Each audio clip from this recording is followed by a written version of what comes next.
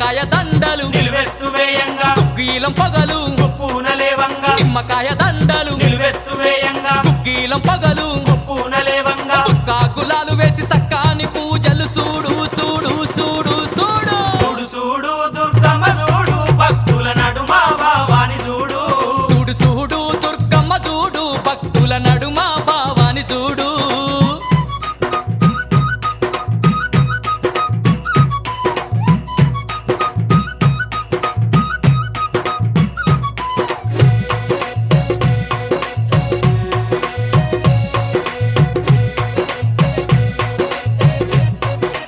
అమ్మా